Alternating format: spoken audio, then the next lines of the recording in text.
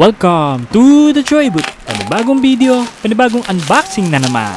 This time, samahan nyo akong i-review itong nabili kong electric bicycle pump sa Shopee. Cyclame A2 Mini. Nagkakahalaga lamang ito ng 1,800 pesos.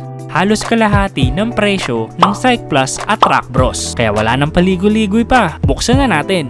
Simple lang yung packaging. Makikita mo agad yung pump, user manual, at mga accessories na kasama. Balik tayo sa unit. Kapansin-pansin na protected ng silicone case itong mini electric pump. May tendency kasi na uminit yung unit habang nagbobomba ng hangin. Ito itsura niya pag walang silicone case. Kita agad yung branding ng Cyclame. Ang lakas maka-minimalist na itsura. Gawa sa aluminum at hindi sa hard plastic yung body ng unit. Sa battery, meron itong 350 mAh. Enough daw para kumarga ng 4 na gulong ng bisikleta. Kaya nitong mag-pump up to 100 PSI. Meron itong Type-C charging port. Kaya panigurado, mabilis lang i-charge to. As advertised, 25 minutes lang daw from 0 to full. Iilaw ng pula yung power button habang nagcha-charge. At magiging green naman once fully charged na. Wala pala itong battery indicator kung ilang percent na lang ang natitira. Yung air nozzle niya, compatible sa Presta at Schrader valves. By default, Presta yung nakabit. Para i-convert to Schrader, ihitin mo lang itong nozzle cover ng counterclockwise. Tapos, ilagay yung Schrader pin patayo. Tapos, yung rubber seal, dapat yung bigger side na butas, yung nakaharap sa'yo.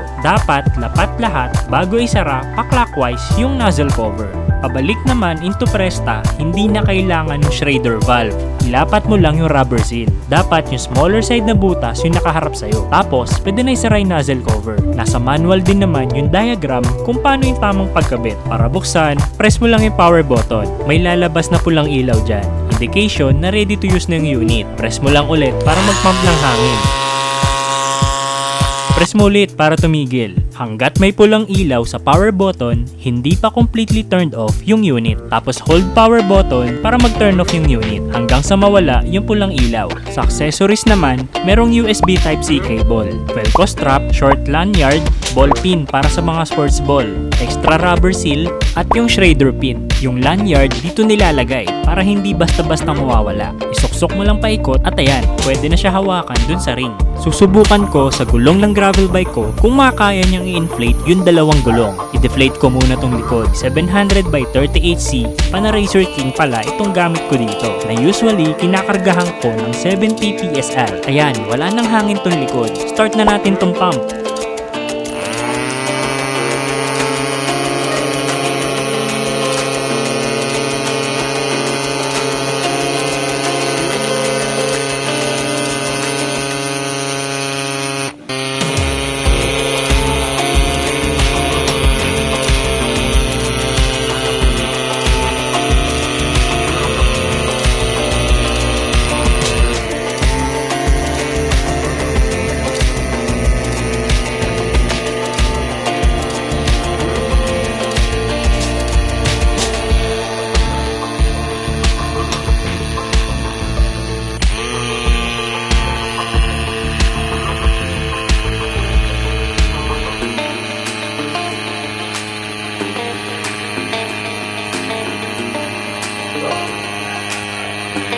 After 44 seconds, dito tinansya ko ng pisel kung okay na ba yung hangin. Pero sa tingin ko, kaunting dagdag pa.